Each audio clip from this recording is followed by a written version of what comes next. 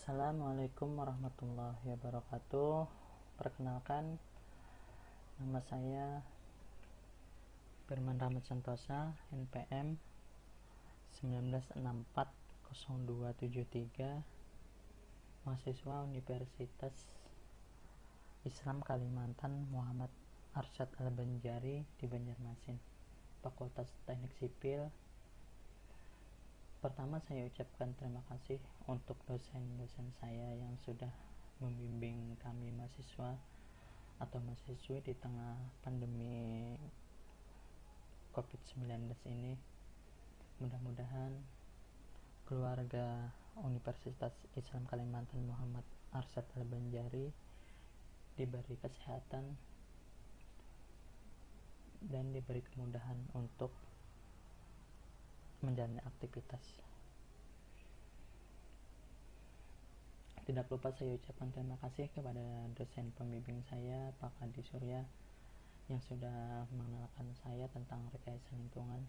Langsung saja, saya ingin menjelaskan sedikit tentang rekayasa lingkungan yang lebih mengarah ke instalasi pengolahan air limbah di Malkon Temon, Banjarmasin. Pertama, saya ingin memberikan sedikit tentang definisi rekayasa lingkungan.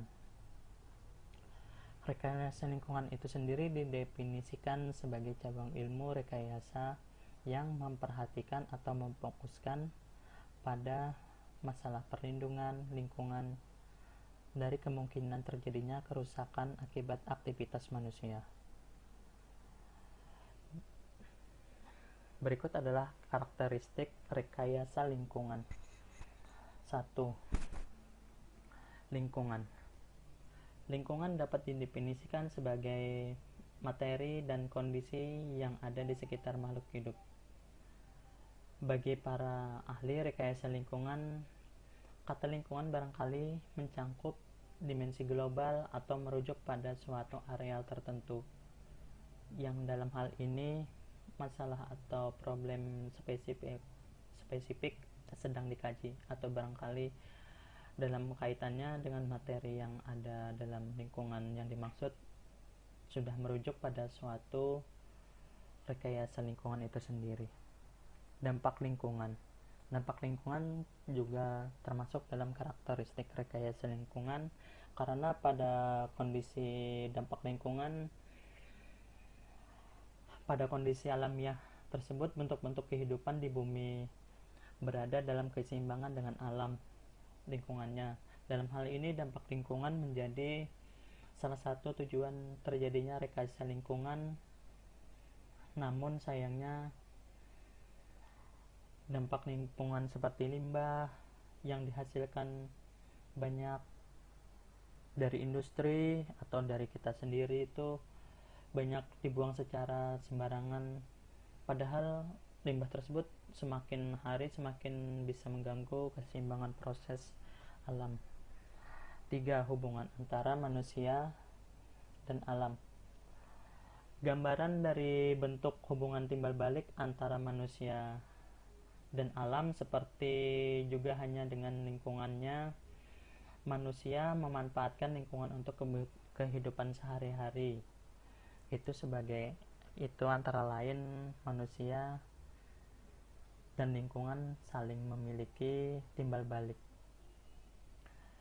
Digunakan manusia juga untuk memanfaatkan kehidupan sehari-hari manusia untuk bermukim, contohnya untuk melakukan kegiatan seperti pertanian, industri, ataupun pemanfaatan lahan untuk keperluan tertentu untuk masyarakat. 4. Kesehatan masyarakat. Kesehatan masyarakat di sini dapat meningkatkan kesehatan. Paling sedikit diperlukan beberapa usaha. Dalam ilmu kesehatan ada 6 ilmu kesehatan yang dikaji untuk lingkungan, dan hubungan antara manusia dan lingkungan itu sendiri untuk berbagai permasalahan kesehatan berbeda-beda antara negara ini dengan negara lainnya.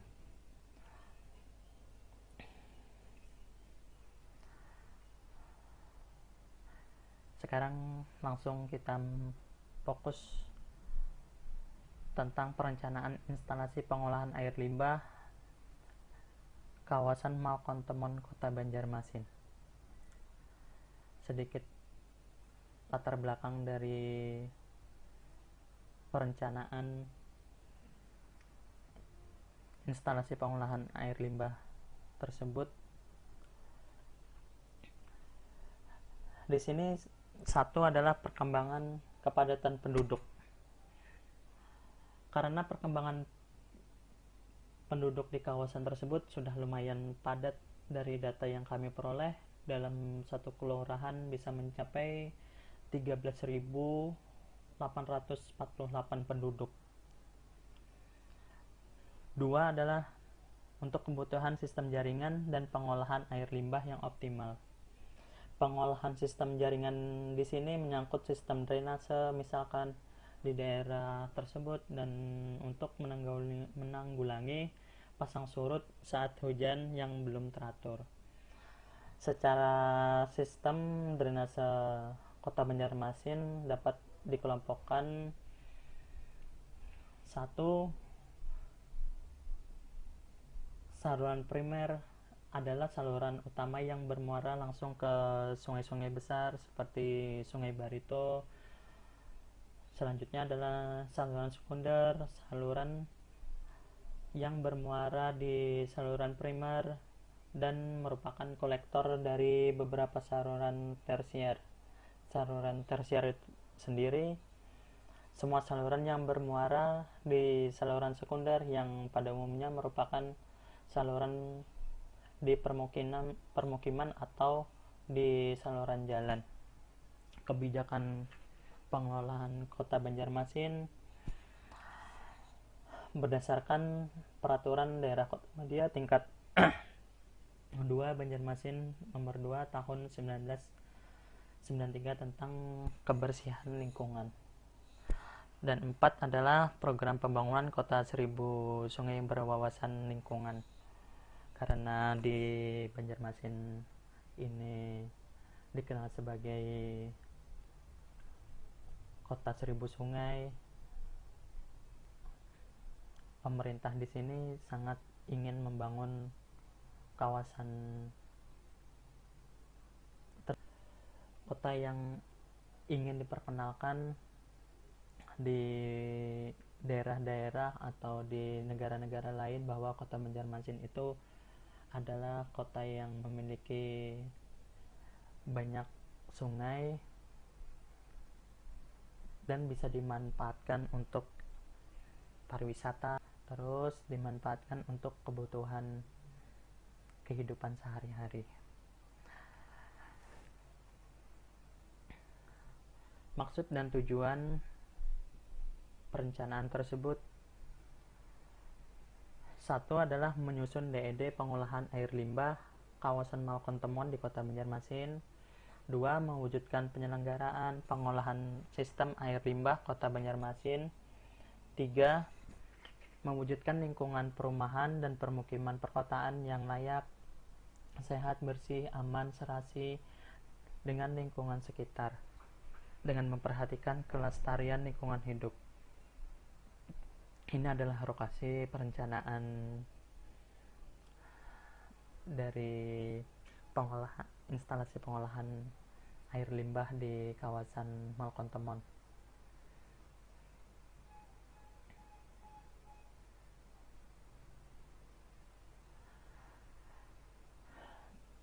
Dalam pengolahan perencanaan tersebut memerlukan pendekatan dan metode. Metode di sini adalah pertama adalah pengumpulan data. Pengumpulan datanya adalah dari sekunder atau dari primer. Data sekunder itu sendiri berkaitan tentang program kebijakan. Terus data primernya adalah riset di lapangan, seperti konfirmasi, pelengkapan data sekunder, dan penggalian data yang lebih detail. Dua adalah pengolahan dan analisis data, grafis, matematis, deskriptif. Terus perumusan konsep desain, di sini teknis, operasional, ekonomi, sosial, dan budaya. Topografi juga menjadi salah satu pengumpulan data dari perencanaan tersebut, karena data topografi yang diperlukan untuk perencanaan instalasi pengolahan air limbah sebagai berikut. 1. Data primer. Data primer adalah untuk instalasi utama, dan ini diperlukan untuk jalan utama, misalkan Jalan Sungai Jingah, Jalan Sultan Adam. 2. Data sekunder. Data sekunder adalah untuk instalasi menengah, misalkan Jalan Malkon Temon itu sendiri. Terus 3. Data tersier. Data tersier adalah data instalasi kecil, diperuntukkan untuk daerah komplek atau gang atau blok-blok. Ini sedikit dari dokumentasi topografi di kawasan Malkon Temon. Konsep umum perencanaan jaringan limbah. Kriteria tujuannya untuk pelayanan jaringan, durasi pengaliran, tingkat keamanan penyaluran, optimasi dan efisiensi ekonomis. Sistem yang digunakan, sistem terpisah, sistem tercampur, sistem kombinasi. Sistem terpisah itu sendiri adalah pengaliran air, digunakan perpipaan air limbah yang terpisah dari saluran drainase, kemudian dialirkan ke IPAL, baru kemudian hasilnya diolah, dialirkan ke badan penerima. Terus untuk sistem tercampur, yaitu pengaliran air limbah yang dicampurkan dengan air hujan. Pengaliran air limbah secara bersama-sama dengan saluran drainase, kemudian dialirkan ke instalasi pengolahan air limbah sebelum dialirkan ke badan penerima. Pengolahan air limbah. Pengolahan air limbah mempunyai kriteria dan tinjauan. Pertama adalah tinjauan untuk kesehatan. Kriteria kesehatan, pemilihan metode dan proses pengolahan harus dapat mencapai sampai pembunuhan mikroorganisme patogen secara sempurna, sehingga hasil yang diproses dari instalasi pengolahan air limbah dapat dikonsumsi oleh masyarakat atau untuk keperluan umum. 2. Penanggulangan penggunaan ulang. Penggunaan ulang adalah metode dan proses pengolahan harus dapat memberikan keamanan untuk pengguna ulang, misalkan digunakan untuk bidang perikanan atau pertanian. Yang ketiga, ekonomis. Ekonomis di sini pembunuhan efluen pada air permukaan tidak boleh melampaui kapasitas kebersihan diri atau sel cleansing dari badan penerima. Keempat adalah gangguan. Kelima, budaya. Metode budaya sendiri dipilih untuk mengumpulkan pengolahan penggunaan ulang bahan buangan harus sesuai dengan kebiasaan dan keadaan sosial di tempat itu sendiri. 6 adalah operasional. Operasional, keterampilan yang diperlukan untuk operasional rutin maupun pemeliharaan komponen-komponen sistem harus tersedia di wilayah setempat. Ketujuh adalah biaya. Biaya di sini adalah perencanaan untuk instalasi pengolahan air limbah, perencanaan konstruksi, operasional maupun pemeliharaan. Sistem pengolahan air limbah di sini menggunakan sistem on-site dan off-site. Sistem on-site itu sendiri adalah merupakan sistem pengolahan limbah setempat, di mana masih tersedianya cukup lahan di lingkungan sekitar daerah kawasan Malkontemon itu sendiri, atau di daerah kecamatan Banjarmasin Utara, untuk pengadaan bangunan pengolahan air limbah dengan asumsi limbah tidak mencemari lingkungan, misalkan septic tank. Offsite merupakan sistem pengolahan limbah yang terpusat, di mana sudah tidak terdapat cukup ruang penanganan fasilitas air limbah. Proses pengolahan secara di sini ada 3 proses pengolahan. 1, pengolahan secara fisik. Pengolahan secara fisik itu merupakan suatu proses pengolahan yang tidak melibatkan penggunaan bahan kimia secara langsung, hanya merupakan pemisahan secara fisik. Bentuk proses-proses fisik antara lain screening, filtrasi, evaporasi. Sedangkan untuk kimiawi, netralisasi dan flokulasi. Dan pengolahan biologis. Berikut adalah konsep perencanaan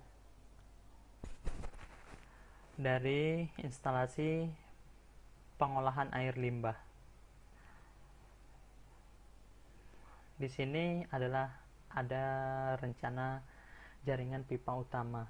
Jaringan pipa utama sendiri itu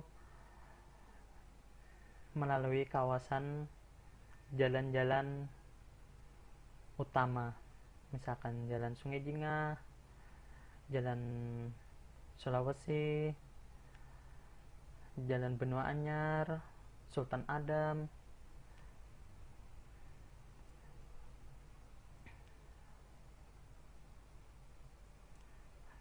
Ini adalah gambaran jalur instalasi itu sendiri. Pertama,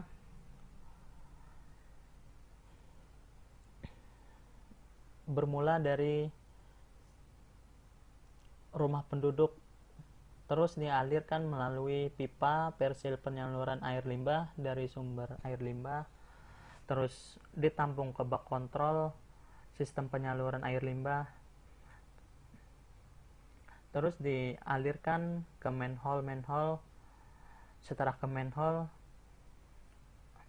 melalui pipa dinas penyaluran air limbah, terus di screen. Setelah di screen, bisa ditempat ke raw sewage pump station atau langsung diangkut memakai truk. Setelah diangkut memakai truk, bisa ditempatkan ke pad plotting, disalurkan ke primary, terus diproses di sini routing biological, terus disalurkan ke final clarifier. Setelah diproses secara sesuai dengan arahan dari dinas tertentu, disalurkan dan direcycling untuk berkebun, pertanian, industri, mencuci, atau fasilitas umum itu sendiri. Instalasi pengolahan air limbah yang direncanakan adalah modifikasi dari instalasi pengolahan limbah konvensional.